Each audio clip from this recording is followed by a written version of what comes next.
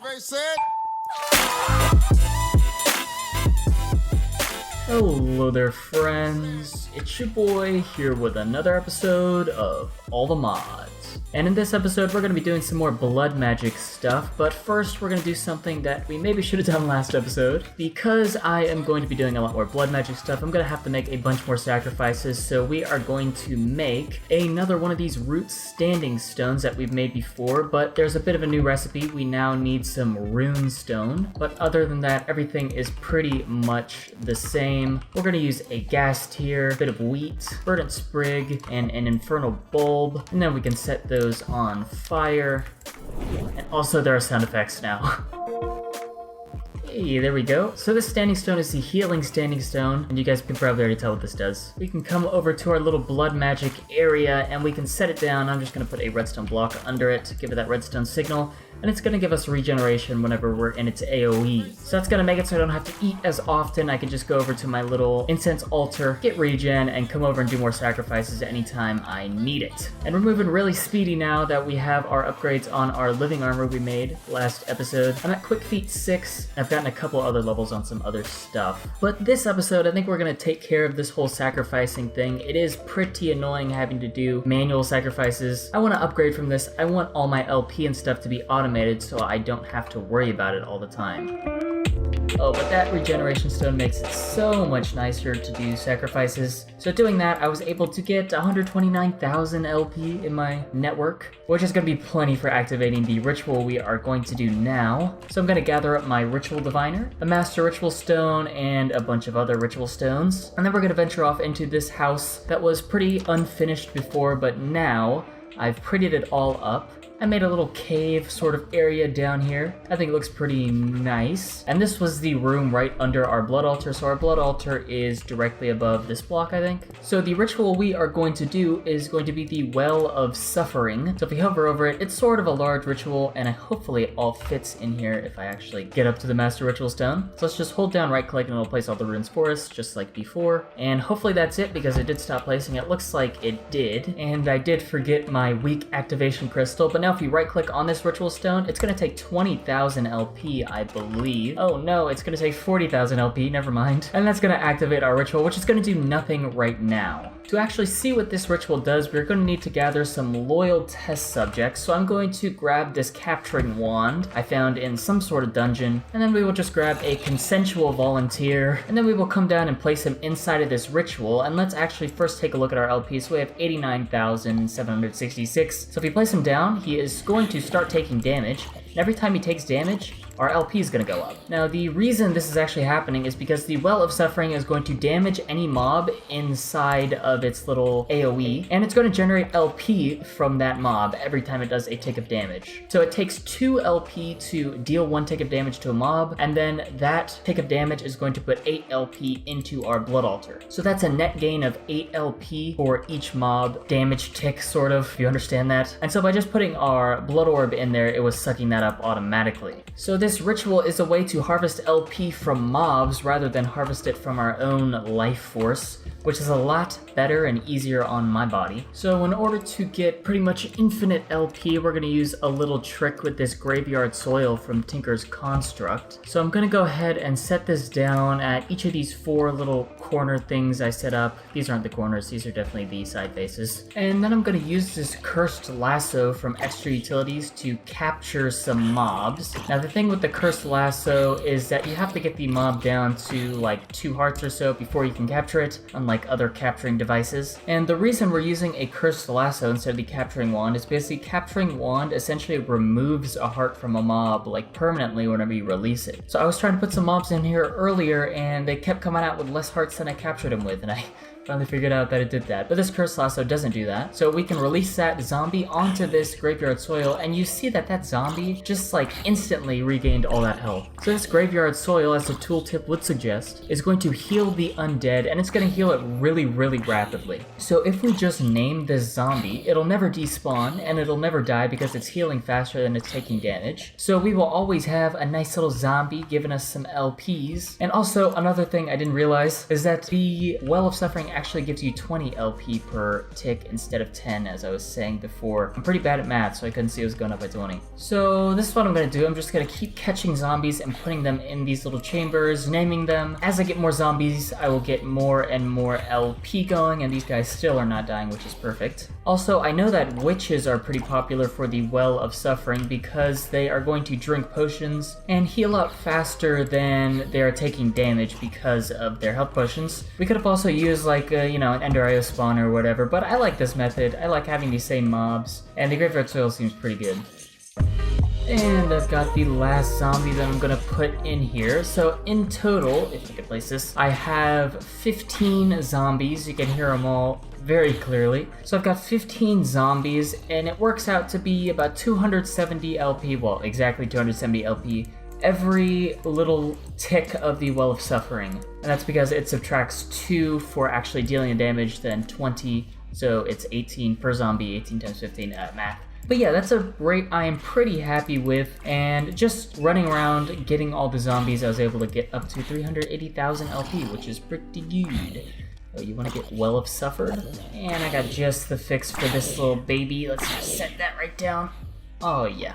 So now that we can actually hear ourselves, I think we should actually use this LP for something. So we are going to do another ritual, and we are going to do the Serenade of the Nether. So we place down our Master Ritual Stone, hold down right click, and it's only going to place those 4 blocks, one right there as well. And now whenever we activate it with our weak activation crystal, it's of course going to use up some LP, and it's going to generate some lava blocks. So it's going to place down a lava source block directly above the Master Ritual Stone, and anytime we get rid of that source block, it's just going to regenerate it. And every time it regenerates a source block, it's going to use 500 LP from our soul network. So it's not cheap, but it's only 2 ticks of the Well of Suffering essentially. So this is essentially an infinite source of lava as long as these zombies keep dying, and we're going to use this lava to make some obsidian because I would like to automate obsidian production. So we are going to make a fluid collector so we can actually pick up that lava. We're going to get a couple of Ender IO tanks. We're also going to need some Ender IO reservoirs, and most importantly, we are going to get an alchemy table, and we're going to need a blood orb for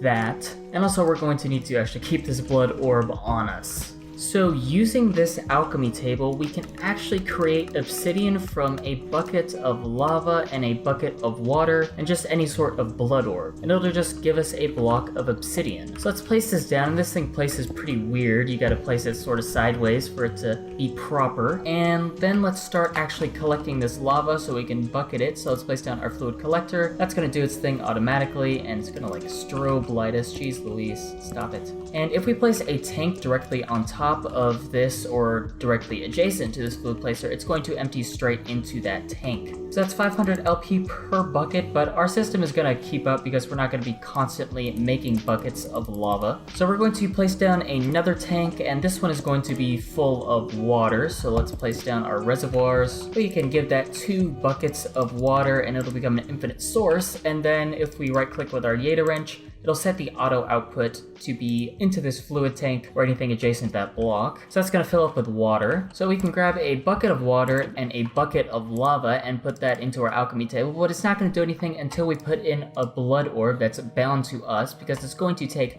50 LP in order to create this obsidian, and then we're going to be left with 2 empty buckets and our obsidian in the middle. So in order to automatically insert and output items into this alchemy table, we're going to use its directional inputs. So if we output from the top, it's going to extract our blood orb and whatever else goes in these slots, and we don't really want that. We want this blood orb to just stay in there forever. But if we extract from the sides, so front, back, left, right, it's going to extract from these bucket slots, so anything around this ring. So we will set it to extract from the side, and we will set that to active with signal is fine. And we're only going to extract empty buckets, because if we didn't have it extracting only empty buckets, it would extract the full buckets that are being made into the obsidian. So while this bar is filling up, it's going to extract before the obsidian can actually finish being made. And actually, we're going to set this to in-out mode to make it a bit easier. And then we'll set down another conduit, and we will set this to in-out out mode as well. And on the insert, we are only going to insert empty buckets. And we'll do the same for the water tank. And we'll set these to extract always active.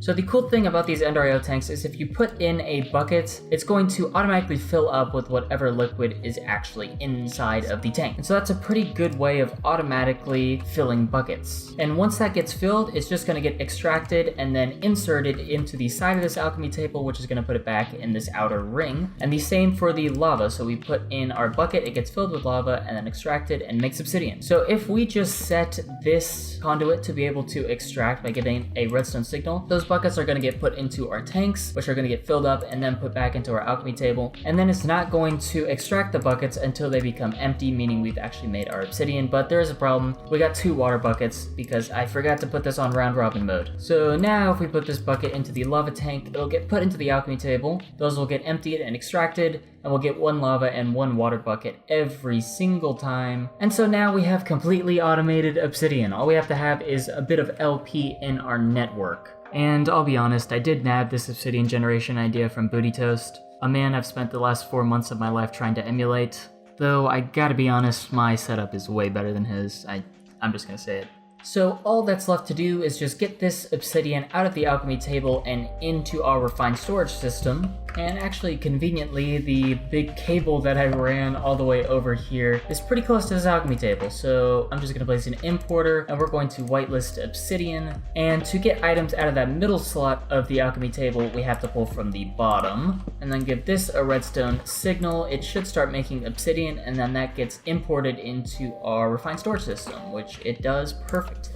But right now, if we just let this run, it's going to use up all of our LP and it's going to clog up our entire refined storage system with obsidian. So we need a way of automatically stopping this system so that we don't get too much overflow and we don't use up all of our LP. So we are going to make a detector from refined storage. And all we have to do is just hook this up with some cable to hook it up to the network, of course. And the detector is going to give off a redstone signal depending on the amount of whatever specified item it has in the refined storage system. So we can tell it monitor obsidian, and then we'll give it a value. So let's give it a value of 40 because I know I'm close to 40 obsidian. And then we can say emit signal when under the amount. And right now we are under 40 obsidian. So there's a redstone signal going to this conduit, which is allowing these buckets to be extracted in order for the obsidian to actually be made. And now it looks like we did just hit 40 because that redstone signal turned off, meaning that those buckets are not going to get extracted,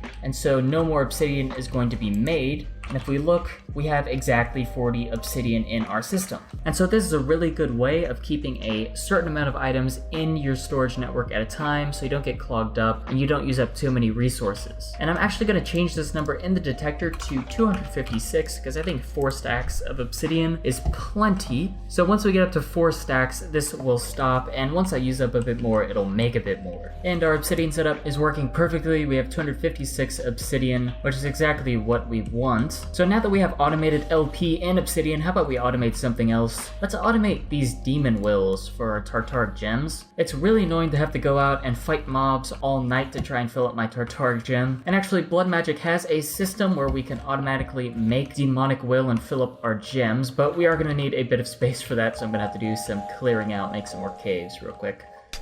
And just a little while later, another cave has eroded away. So we got 1 level here, and then we got another level below that. All pretty similar size, standard stuff. But now let's actually get into the blood magic. So to automatically create demon will, we first have to release some demon will out into the environment. So if we have at least, I think, 400 will in our tartaric gem, it's going to suck up 100, and it's going to give us a demon crucible. And then from that will we release into the air, we're gonna have to suck that back up and turn that into some will crystals. So we're gonna get these demon crystallizers, and those did a good number to my will. We only have 400 left. These crystallizers took 100, and that demon crystal actually took 50 instead of 100.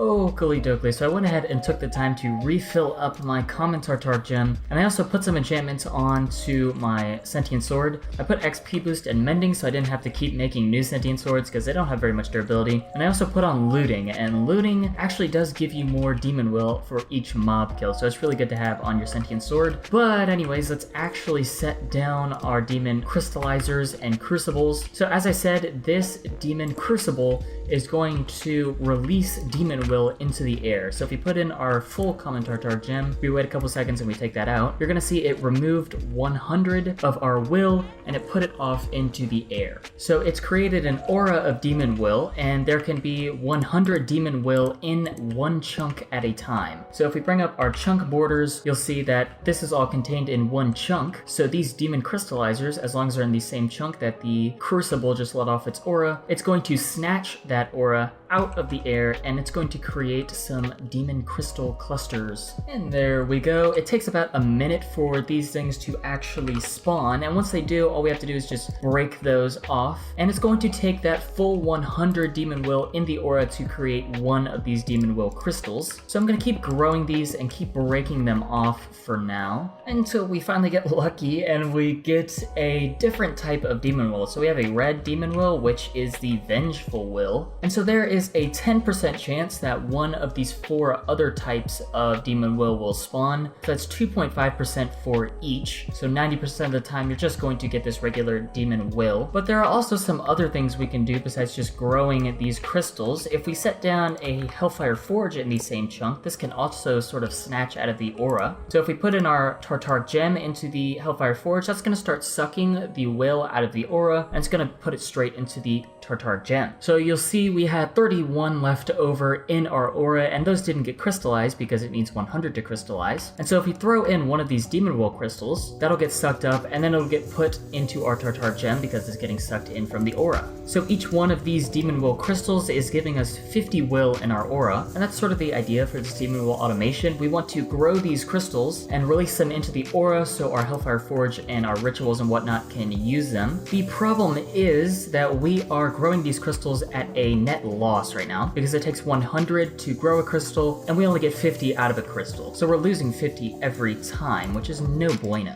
So to more efficiently create those demon will crystals, we are going to use the Gathering of the Forsaken Souls, and with this ritual we are going to be able to get a net gain of demon will instead of our loss. So it's going to take about 44 runes, and then we need our activation crystal. Here we go. Let's go ahead and put that energy through the ritual, and it's not going to do anything right now, because similar to the Well of Suffering, we are going to need to give it some mobs to kill. So I went ahead and grabbed a little skeleton friend to do some experiments on, and we're also going to make sure that our demon aura is nice and filled up. So let's put the skeleton down, and it's going to start taking some damage. And I made sure to also grow some crystals, and these are 1 level above the lowest block of the ritual, because this ritual needs crystals to actually act on. So once this skeleton dies, oh well, there we go. I don't think that my aura was actually completely full up, and I also put it in another mob because I didn't realize my demon aura was not full. But when those mobs died, this ritual basically randomly chose one of these crystals, and it sort of made a little growth on the crystal. So now if you break this crystal, we're going to get 2 demon will crystals out of that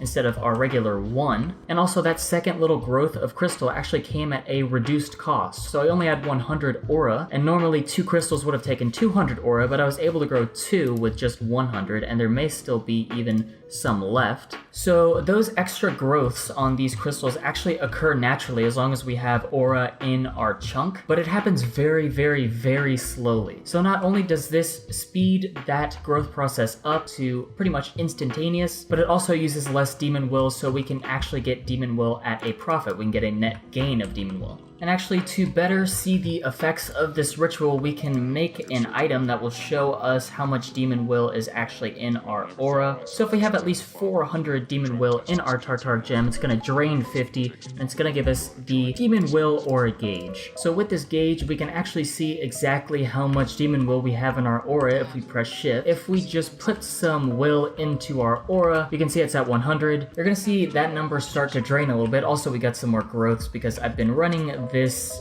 ritual a couple times, but our will is draining because these crystals are trying to get up to 100 will drained, and when it does, it'll create another little growth. And so you can see how slow that process actually is, but let's go ahead and release a skeleton. So you saw that will number drop pretty significantly whenever that skeleton died, and that's because it randomly chose one of these crystals, and it told it, yo dog, suck up a ton of will right now, and that's going to speed up the whole process of it getting to 100. But you saw we were able to get a crystal at pretty much a decreased cost. I think it only took like 20 or so demon will. And I'm going to go ahead and just take out the rest of that demon will. I'm going to suck it back up, and we can see that go down on our gauge. So this is really handy for knowing how much of each will type you have. So now the only thing really left to do is to get a bunch of mobs for this ritual to kill.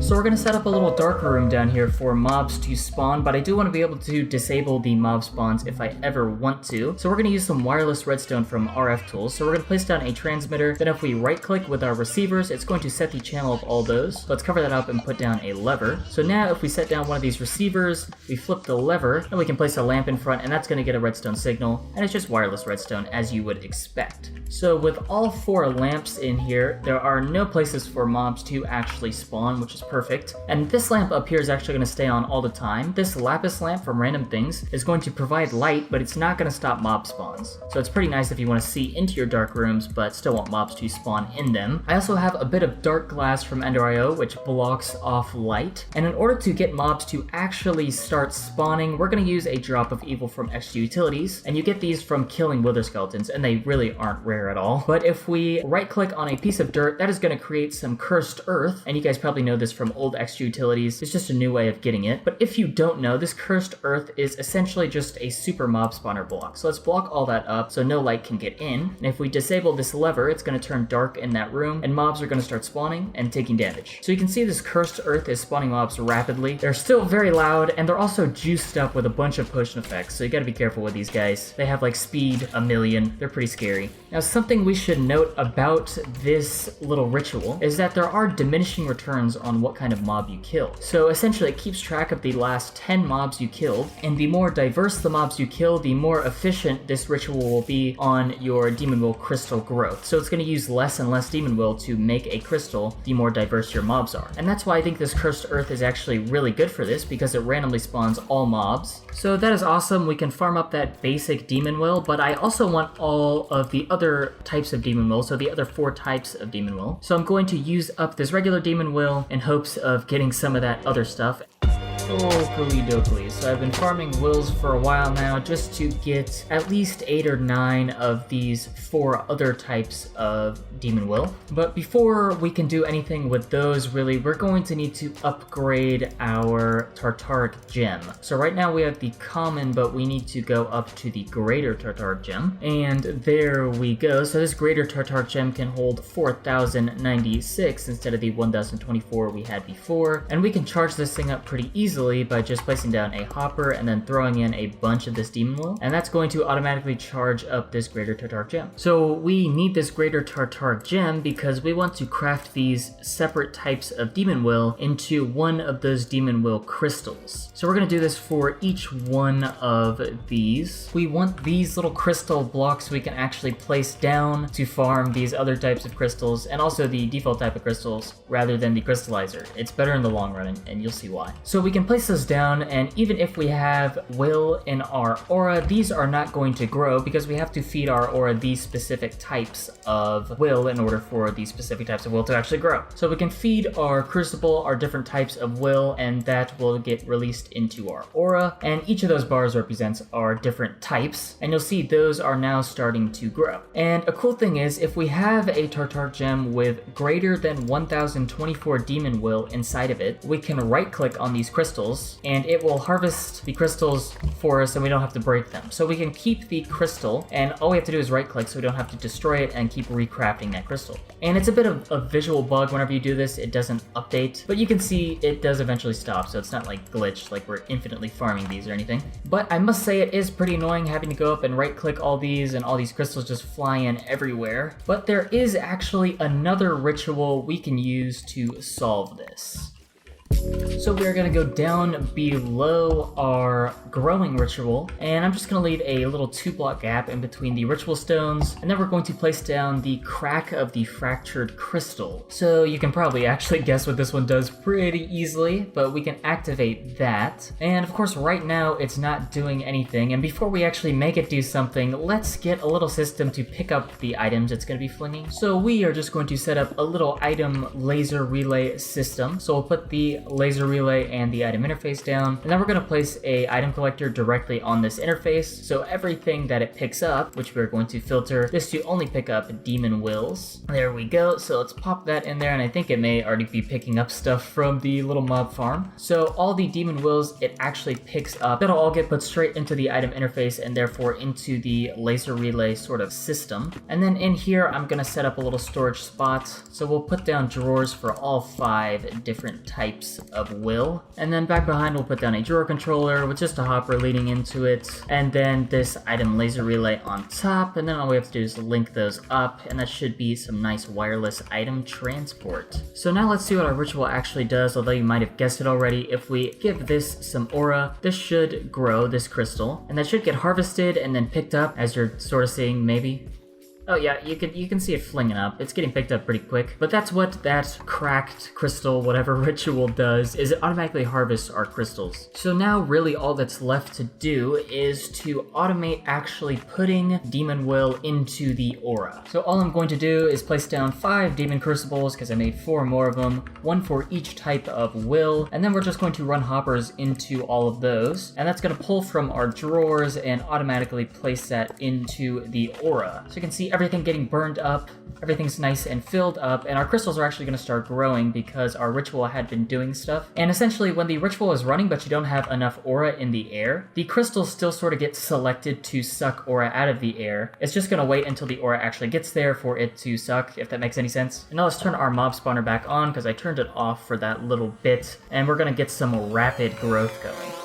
So this is pretty much working, but there are a few more things I actually want to do to make this more efficient. For one, I want to make sure that whenever all of these drawers are full, meaning we can't actually hold any more Demon Will, we want this ritual to turn off. And that's because every time the crystals get harvested, they're using a bit of LP, so I don't want this draining LP when it doesn't need to. So we are going to use these inventory checkers from RF Tools to see whenever we have enough Demon Will. So if we place those down with the arrow facing away from the inventory we want to check, we can specify what item we want it to check for. So we want it to check for this regular Demon Will crystal in this drawer, and so we just put that in that slot, and then we want to set it to the amount. And so those drawers are full whenever they're holding 2048 because they have a 32 stack limit. And then for storage drawers, it's actually a little bit weird. It's not slot 0 that we're checking for, it's slot 1. So all the Demon Will is getting put in slot 1. Slot 0 is something else, I don't actually know what it is. So then we're just going to run that signal out into a torch. And now if we actually change this number really quick, so right now the signal is off, but if we set this to just 1, it's going to say, okay, there's at least 1 Demon Will crystal. We can set it higher. There's a stack. There's more than a stack of Demon Will in this drawer, so that signal is going to light up, turning off that torch. So it'll turn this signal on whenever this drawer is full with 2048 items, turning that torch off. And we're going to do the same exact thing for all of the other ones. So I have just hooked it all up the same exact way, 2048 of each type of crystal, and then all those are going into torches. Then we're going to run this all into one line, and we're doing this to basically make one big AND gate. So we'll place a torch here, and this torch is only going to turn on whenever all these torches are off, and the only way all these torches are going to be off is if all of these drawers are completely full of Demon Will. So whenever those drawers are full of Demon Will, this torch will turn on, and then we're going to use a bit more wireless redstone. We'll set down another transmitter, and that is going to create a new channel, so we just right click to set our receivers to channel 2, and then we're going to come down below our ritual where our master ritual stones are, and we're going to point that redstone signal straight into the master ritual stone of both of these. And we're doing this because whenever you give the master ritual stone a redstone signal, it's going to stop doing the ritual. And then whenever you take away the redstone signal, it will resume. So that is just going to make it so whenever those drawers are full, this ritual will stop working. And we can actually test that out right now. So if we turn this torch on, those master ritual stones will start to get a redstone signal. And so the mobs up here have have stopped dying, and also everything has stopped getting harvested. So now this ritual won't drain LP from our system whenever we do not need any demon will. And I'm also going to put void upgrades on all of these drawers because I don't want one type of demon will to clog up our whole system. And then to finish this system up, I'm going to want to get more of these demon will crystals. But before we do that, I'm actually going to move this whole ritual down one.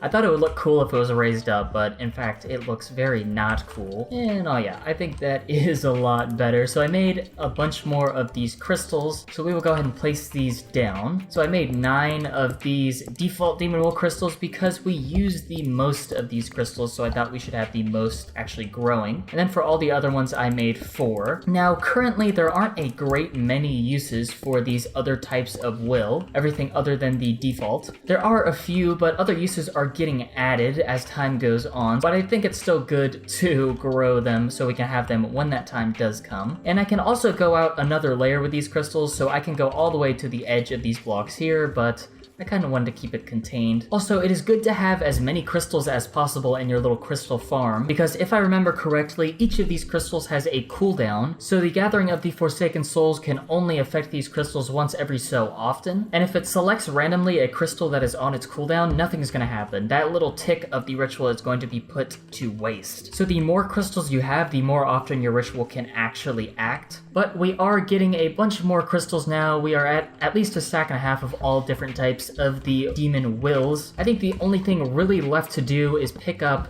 these juicy mob drops that are just laying on the ground, so I'm gonna make some storage space for those. But I think with that is where I'm gonna leave you guys for this episode. Next episode, we're gonna get into actually using our different types of wills and using them to modify rituals, so I think it'll be pretty cool. But I'd just like to thank you guys so much for watching my videos. If you made it this far, you're a champion, and I will see you all next time. Goodbye.